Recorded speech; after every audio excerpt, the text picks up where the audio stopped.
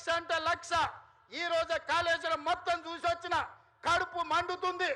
నిజంగానే ఈ చట్టాలు ఇవి లేకపోతే ఆటవిక రాజ్యమే అయితే అడవిలో చెట్టుకు ఊరేసిన తప్పు లేదు.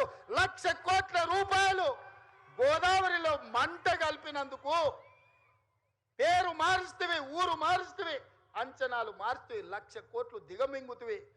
కాళేశ్వరం అని కడితే 3 ఏళ్లలోనే కూలేశ్వరం అయిపోయింది.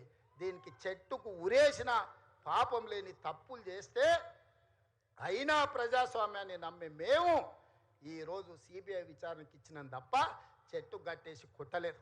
అదే నిజాం సర్కార్ అయితే ఇట్లా తప్పు చేసిన వాళ్ళు ఊర్లో కోదండం వేసి లాగులో తొండలు ఇడిచి తిరిగింది కళ్ళకు కొట్టేటోళ్ళు ఇట్లాంటి తప్పులు చేసిన వాళ్ళు. కానీ కాంగ్రెస్ పార్టీ కార్యకర్తల ప్రభుత్వం మంచిది కాబట్టే ఈరోజు ఇవన్నీ చేయలేదు. ఇవి చేసినందుకు పాపాల భైరవుడు రావాలనా? దేనికోసం రావాలి? మళ్ళా కొడుకును ముఖ్యమంత్రిని చేయడానికి, అల్లుని మంత్రిని చేయడానికి, సారాలో సోడా పోసేటోని రాజ్యసభ చేయడానికి, బిడ్డకు ఎమ్మెల్సీ చేయడానికి పాపాల భైరవుడు రావాలనా? దేనికోసం రావాలయ్యా నేను అడుగుతున్నా. ఈ కరీంనగర్లో ప్రజాపాలన పోవాలంటుండు ఒక దళిత బిడ్డ అట్లూరు లక్ష్మణ్, లేచి నిలబడి లక్ష్మణ్, ఒక దళిత బిడ్డను ఎమ్మెల్యేని కాదు ఇవాళ మంత్రిగా చేసినందుకు పార్టీ ఓడిపోవాలన్న జగిత్యాలలో ఇవాళ పొన్నం ప్రభాకర్ ఒక బలైన వర్గాల బిడ్డను మంత్రిని చేసినందుకు ప్రజాపాలన పోవాలనా? ఒక ఆది శ్రీనివాసును విప్పు చేసినందుకు ప్రజాపాలన పోవాలనా? ఓ విజయ రమణారావును విప్పు చేసినందుకు ఈరోజు ప్రజాపాలన పోవాలనా?